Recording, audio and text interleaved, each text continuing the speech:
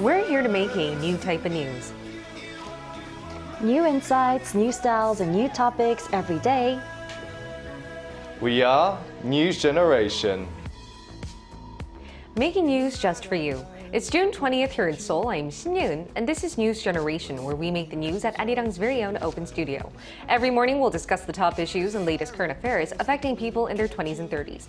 Joining me in the studio is Choi Ji-hee. Good morning. And Kim Si-young. Good morning, yeah. Now, both are here to speak on behalf of those in their 20s and 30s. As usual, let's start with our news feed, which covers different hashtags and news items that have been trending on social media over the past 24 hours. Starting with news from the United States. Millions of flightless grasshopper-like creatures known as Mormon crickets have blanketed the roads and buildings of the state of Nevada. They've come out of their dormant period to migrate. Authorities are concerned because Mormon crickets are notorious for destroying crops. And moving on to food prices here in South Korea. The price of commonly enjoyed snacks like kimbap, aka Korean-style rice rolls, and jjajangmyeon, or black bean noodles, have jumped by 40% over the last 5 years. Back in May 2018, one roll of kimbap only costed around $1.70. Now it's around $2.50. Jjajangmyeon is now around $5 when it used to be a little less than $4 before the recent high inflation. Moving on to our last story. One banker from a Seoul branch of Nonghyup Bank embezzled around $78,000, and it turned out the suspect sneakily pulled out small amounts of cash from last March using an ATM. This soon piled up to a whopping $78,000, which this banker used to buy stocks. Currently, Nonghyup has confiscated the total amount stolen and filed a criminal case. And of the three news items, we're going to take a closer look at the last one. It's not the first time an embezzlement case has occurred at this specific bank company. From 2017 to 2021, there were a total of 245 cases of embezzlement and breach of trust committed by employees at Nonghyup. The total amount amassed to more than $47 million. And we've seen a lot of embezzlement cases in other banks as well. But have we seen stricter regulations? What are your thoughts on this, Xiao? Yeah, I mean, so there are actions to be made about these bank embezzlement cases, especially the Financial Consumer Protection Act wants to include Nonghyup Bank as well. Currently, it only includes Shinhyup as well, another Korean bank. There were many cases in other banks of embezzlement throughout history, which is quite alarming. I think a few years ago, Woori Bank had $60 million worth of embezzlement taken place by one of their staff members, which got 13 years of prison sentence.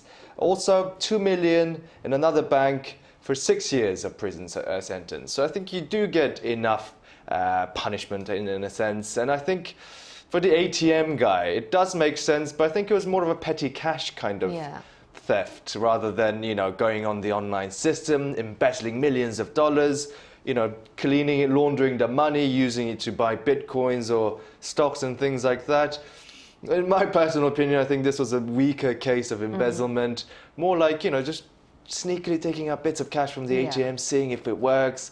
Oh, let me just do some more now and then. So I think it should be punished, but definitely a little more concern in the banking side must be enacted. And a lot of people discuss this because, as you mentioned, it wasn't millions of dollars worth of embezzlement right there. It was only $78,000. But considering that the way this person did it was taking out small bits at a time, and it also made people worry about if we're seeing more embezzlement cases at banks, can we trust them? What do you think about that? Well, I still trust all banks because these embezzlement cases, like Shi-young said, they've happened multiple times in the past, and it's really a misconduct of the individual. And I believe the banks have responded responsibly in the end and have certain punitive measures for these sort of employees.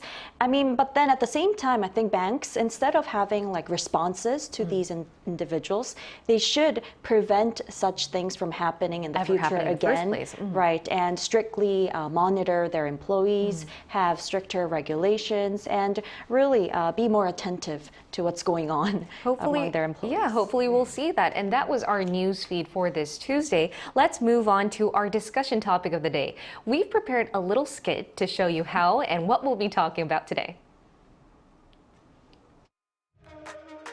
Have you ever been in this type of situation? You're out with your friends having a meal,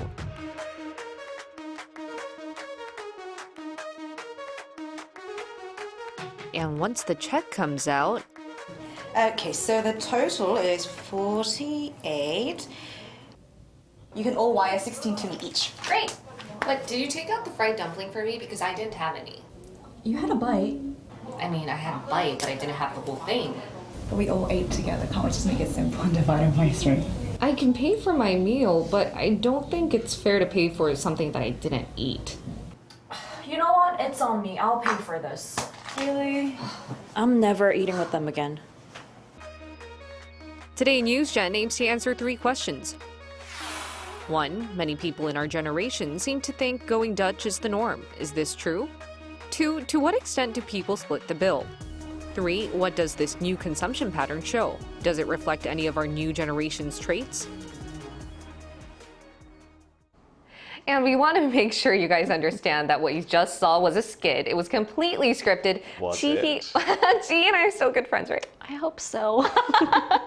We are. We really are. I'm I don't know how they managed to capture what you're like usually. That's what usually happens No, when you it's go for life completely disgrace. No, it's completely scripted. But anyways, what we were trying to show you guys was that there are a lot of people in our generation that seem to prioritize equality to the point that they don't want to lose a single penny when splitting the bill. And tell us more about how we seem to be going Dutch these days. Well, the Dutch pay culture among youngsters these days is that when they go to a restaurant, only the person who eats pays, and the other person who chooses not to eat would just wait for the person who eats. Right. That's because if you are not that hungry, you don't want to spend money on something that you don't want to eat, right? And so in the past, people would have shared or bought food even if they didn't have to pay, but that doesn't seem to be the case nowadays because these youngsters, they like strictly dividing the whole cost, even the menus, how much they are, and even the number of drinks you had, and the pieces of dumplings you had. Even though I had a very tiny bite, they asked me to Yes. pay for it, though it was a complete script. You did have a bite there. But I had a very small one. I didn't even finish the whole dumpling. But anywho, and just as the phrase suggests, going Dutch doesn't seem to be a completely traditional Korean concept now, does it? Yeah, I mean, so Korea's already usually have been an agriculture society as well, where if you've had some Korean food before, everything is quite shared. So you get maybe some Korean barbecue, which you share the meat on the grilled plate. Yeah. You have some of the soups, some jjigae, kimchi jjigae or doenjang jjigae, which you all share. So I mean, the culture wasn't really used to splitting the bill by what you've eaten, by little things. You also share all the sorts of assortments of banchan as well. And I think it's got a lot to do with the culture of Jang in Korea, Yeah. the sort of social affection people have, helping others in need. And you'd rather, even if you can't really afford it, you'd rather pay for someone else. You'll fight over the bill. You know, you always see in Korean restaurants people sneakily going Yeah, if everybody else right. finishes the meal and pay for it in advance. And I think that's quite a common culture in Korea, as well as quite a lot of parts of Asia, as well as Middle East, I saw. I mean, funny enough, there's been quite a lot of speculation of where this going Dutch came from. So initially, the origins of go Dutch, a lot of people think it came from the 17th century British and Netherlands conflict over trade, as well as political boundaries. And the Brits always accused the Dutch, Netherlands people of being a little stingy. So they'll be like, oh, if you want to split the bill, you're going Dutch. I mean, things like that. So I mean, in Japan, with the same thing. In China, the highest social standing person, or the person with the highest income, or the person who hosted the dinner or the meal pays for it usually. You also see the same thing. Egyptians, Pakistan, Turkish people, they all call it in different names, going in the Egyptians call it Inglesi, going English style, American system for Pakistan, German, Dutch, going the German way for the Turkish. Philippines, you also have the same thing, KKP, Indonesia, BSS as well. So everybody knows there's a concept of this, but it kind of feels like it's more of a Western concept. Yeah. I don't know if you've spent some time in Europe and stuff, but it's really common for everybody to even count up the drinks you've had. And in my case, count up how many parts of the dumpling you Little piece had. of how many shares of the dumplings you've had. For sure.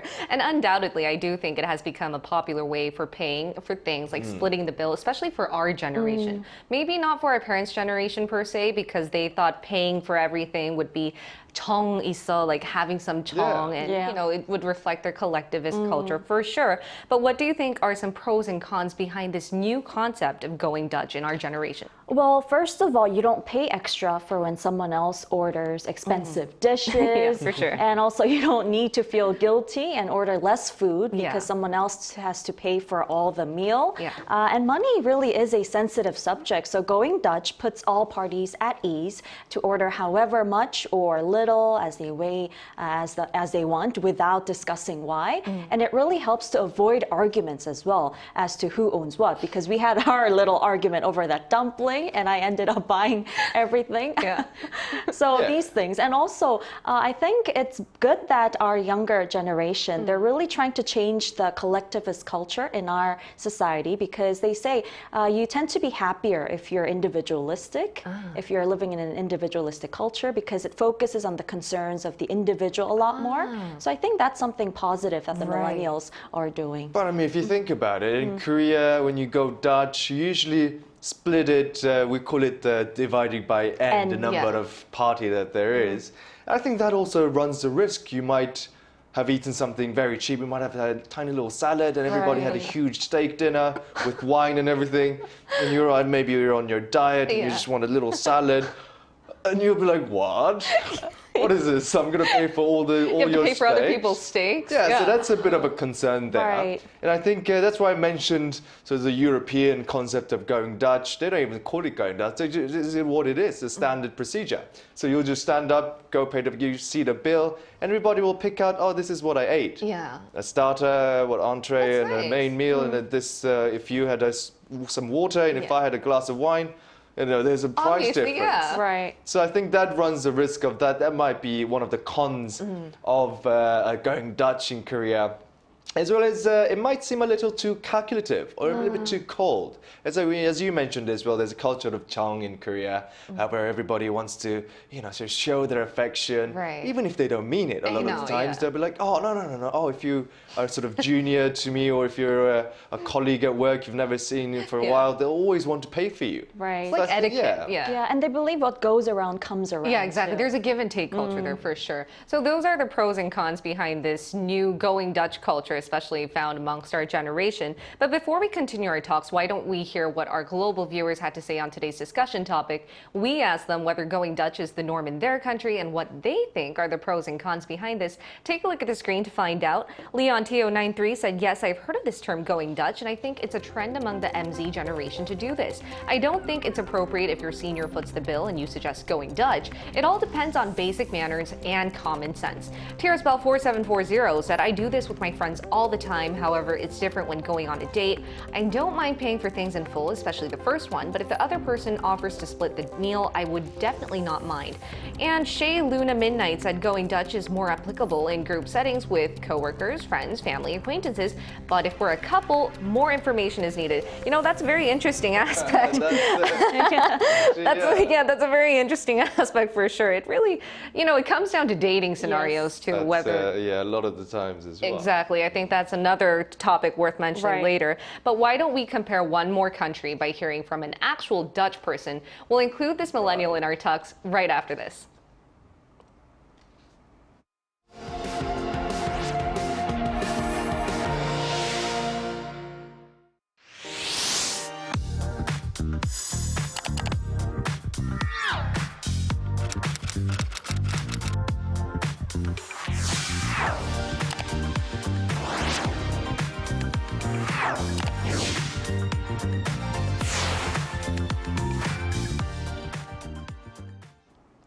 We're now going to hear from a millennial from the Netherlands. It's Yannick, who's Dutch, but is currently living in Seoul. Welcome, Yannick. Hello, nice to see you guys. Good morning, Yannick. Morning. Yannick, you've lived in both the Netherlands and South Korea, and what would you say is the biggest difference when people here go Dutch versus in the Netherlands?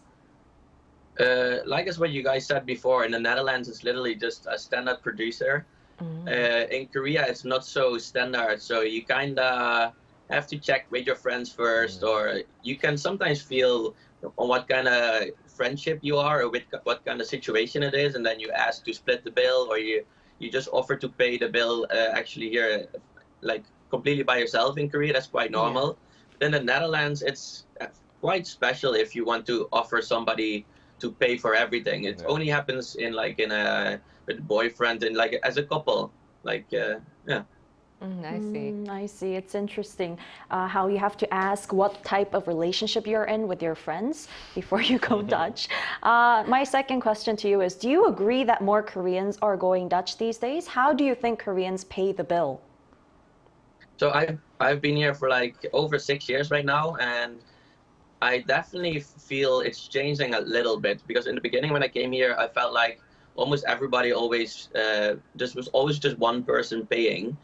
But then slowly now for me, my friends, it's quite normal actually to just split the bill, especially if you go with a group of like 5 or more people. It's quite hard if you want to pay for everything all the time. So it's a lot of pressure sometimes for people. So I feel like it's more like socially accepted now to just split the bill, or just ask in advance when you're paying. Oh, how shall I pay first? And then we just share it on the with the bank transfer, or like you kind of agree with this first. Yeah, I mean, I think that makes it easier nowadays with the online bank accessibility. You know, back in the days, unless you collect the cash directly, it might be a bit too difficult to get the money back if you pay for it in advance. And I mean, you're Dutch yourself. I mean, we've been talking about the origins of going Dutch. You know, it might be a little offensive, but we had to chat about the Brits thinking that as well. Yeah. What's your opinion? Where do you think the connotation going Dutch came from? How do you feel as a Dutch person about that? I don't really care too much actually, but there's some people maybe care a little bit about it because they don't want to be stingy. In the Netherlands, it's definitely really normal that everybody asks for like splitting the bill, or like they ask you to send money, or like, so it's really normal in our culture. So I can imagine that people from other countries see this culture and think they're like too picky, and like they just talk about money all the time. But it's just more a thing that's normal in our culture. It's not really that we are too picky or something, or it's just super normal. But for people outside of the country, they can experience it different, of course. That's why probably they talk, oh, Dutch people are really, they always go Dutch, blah blah. But it's just something that's really normal in our culture. Exactly. You're just paying for what you had. That's fair. It's rightful as well. Exactly. All right. Thank you so much, Yannick. It was a pleasure to hear from you today.